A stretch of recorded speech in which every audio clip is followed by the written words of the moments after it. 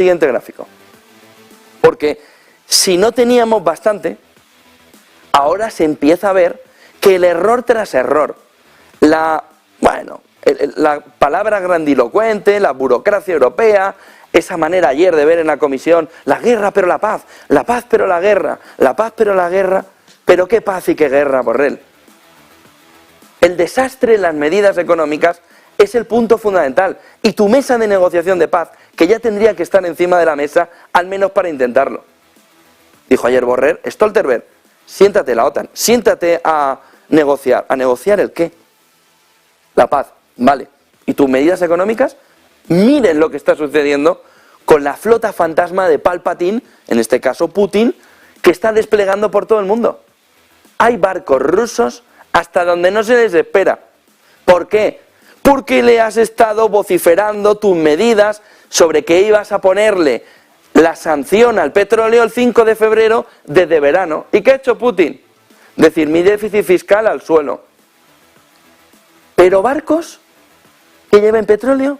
Bueno, me van a salir por las orejas. Debe haber pensado. ¿Qué tenemos en este gráfico de Bloomberg?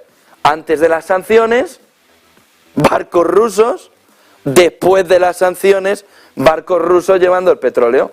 Antes de las sanciones, barcos sin bandera. Después de las sanciones, barcos sin bandera.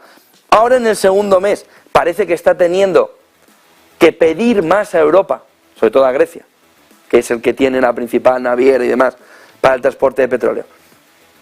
Más a Europa, pero el posicionamiento ya de barcos rusos que están cogiendo el petróleo, saben que tardan unos 60 días por la ruta del Báltico, hasta que pasa por Ceuta, miran a España, ven la foto de Sánchez, se ríen de él, ponen la foto de von der Leyen al lado y la de Borrell y se ríen más, en lugar de llevar ahí a la Armada Española y decir, como pases un centímetro, te saco el petróleo por las orejas.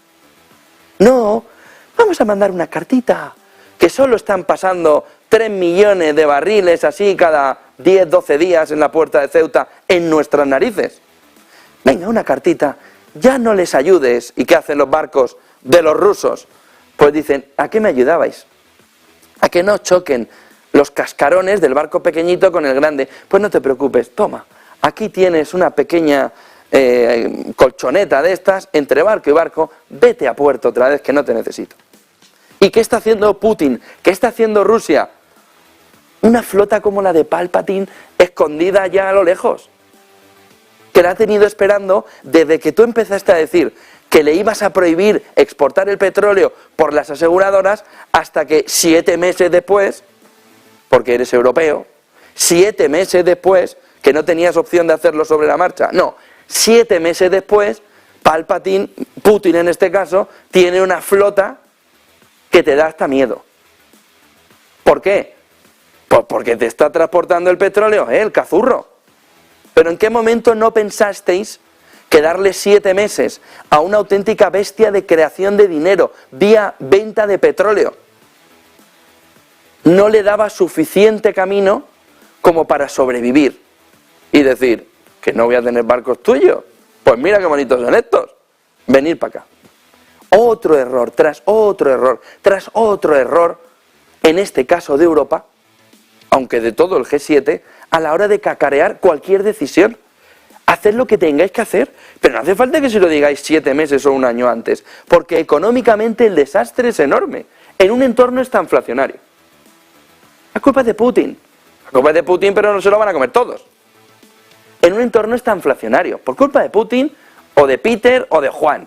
Por culpa de Putin, tenemos un entorno estanflacionario donde el BCE tiene a una presidenta que no sabe ya qué hacer y le va a meter un impulso a los tipos de interés que va a dejar el precio de las hipotecas a los que están en variables hasta jamás, donde jamás pensaron que les iba a llegar, y mientras le dejamos a Putin con unas sanciones, decía ayer Borrell, es arsénico. ¿Qué conocimiento tienes del veneno? Pero es arsénico porque se mata muy poquito a poquito. Muy poquito a poquito, al ritmo del poquito a poquito, vamos a ver si el que muere económicamente es Rusia o el que muere económicamente es Europa. Poquito a poquito, Borrell. Poquito a poquito tiene este hombre la flota de Palpatine, repartida por todo el mundo. llevando tranquilamente su petróleo, descargándolo, cargándolo en aguas internacionales en Ceuta, riéndose de España y de Europa. Oiga, ¿no pueden hacer ustedes algo? ¿De verdad que no pueden llevar la armada allí para intentar solucionar eso y no permitir hacer eso? Que además puede acabar en drama medioambiental. Miren el siguiente gráfico. Oiga, ya no está entregando Rusia el petróleo a Europa, por lo que ya hemos ganado, decía ayer Borrell.